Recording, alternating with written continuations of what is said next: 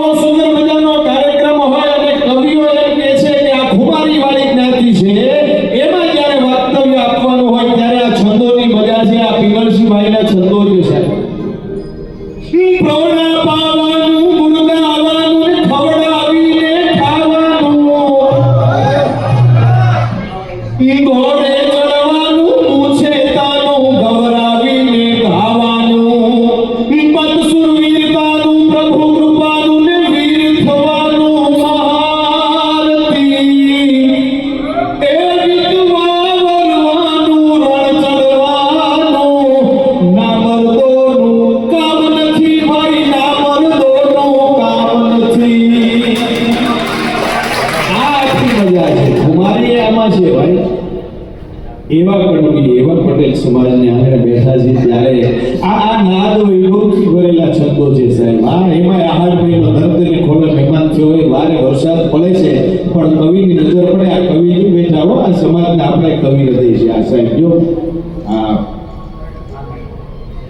વિનુભાઈ આ કવિ હૃદય છે. એટલે આહાર મહિનો ગલ્લો થયો હોય અને એમાંય વરસાદને જોઈને કવિ એમ લખે તો શું લખે સાહેબ?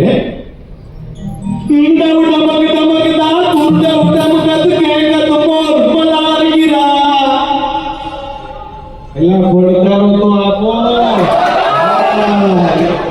કારણ કે તો પહોંચે સાહેબ.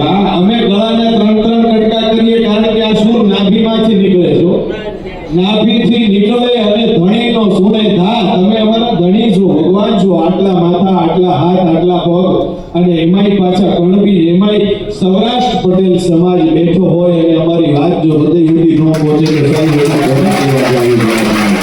કારણ વાતો મૂકવાના ઠેકાણા હવે રહ્યા નથી. આ યુગ એવો છે, આ 21મી સદીનો યુગ છે. બેંકમાં જઈને, લોકરમાં જઈને તમે દાગીના મૂકી શકો પણ વાતો મૂકવાના ઠેકાણા નથી રહ્યા. આજે વાતો મૂકવાનું ઠેકાણું મળ્યું છે એટલે વાતો ઠલવવાનું નથી. અને મામા મનસુખભાઈ શું કીધું વિપિનભાઈ, બાબુભાઈ અમે બેઠા ને ત્યારે મને કે આજે ઓછું ઉતરવાનું નથી. આ જ્યારે પડકારો મળે અને એમાં આપણો મળે ને તમે આપણા છો એટલે અમને મજા આવે સાહેબ.